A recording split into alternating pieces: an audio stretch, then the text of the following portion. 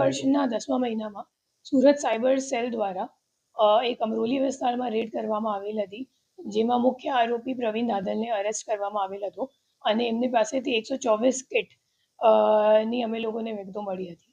એમાં 4 બીજા આરોપી જેમનું નામ ખુલેલું હતું, જે નાસ્તા ફરતા હતા.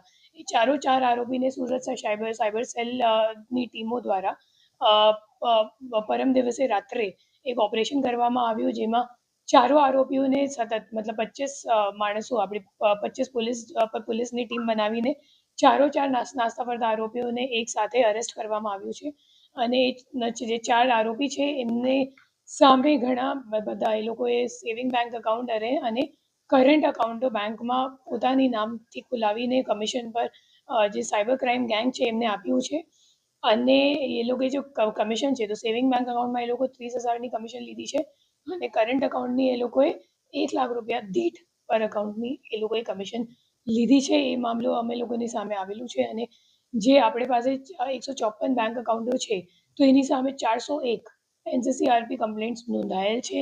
અને ટોટલ જે ટ્રાન્ઝેક્શન્સનો અમાઉન્ટ છે એ ટોટલ 288 કરોડનું 212 કરોડ અને 88 લાખનું અમે લોકોને ટ્રાન્ઝેક્શન્સ આ તમામ ખાતાઓમાં મળી આવ્યું છે. અને હાલ આ દિશામાં તપાસ આગળ ચાલુ છે.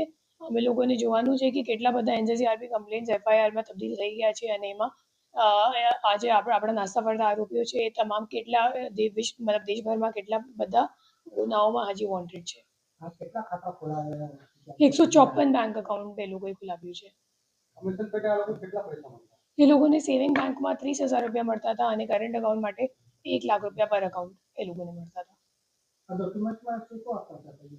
એ લોકો રબર સ્ટેમ્પ થઈ ગયું, પછી ઉદ્યમનું જે રજિસ્ટ્રેશન ઓનલાઈન જ થઈ જાય તો એક ઉદ્યમે આપે એ લોકો, પછી GST રજિસ્ટ્રેશન નંબર આપવાનું હોય તો એ આપે, પછી સ્થળ વિઝિટ કરાવે બેંકવાળાને, તો જે સ્થળ વિઝિટ કરાવે એમાં ખોટું એ લોકો બોર્ડ લગાવી દે કરંટ અકાઉન્ટ ખોલાવવાનું હોય કે આ પેઢીના નામનું, અને એ લોકો રેન્ટ ઉપર થોડા ટાઈમ ઉપર રેન્ટ ઉપર દુકાન લઈ લે અને પછી ભાડા કરાર કેન્સલ કરી દે. એ કરીને એ લોકોએ અકાઉન્ટ ખોલાવ્યું છે.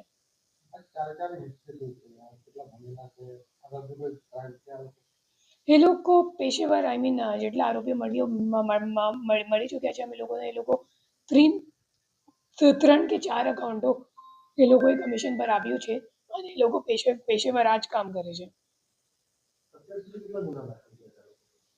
આ જોવાનું બાકી છે, તો એ અમે લોકો જોઈને પછી આગળની ડિટેલ્સ તમને અપડેટ કરશું.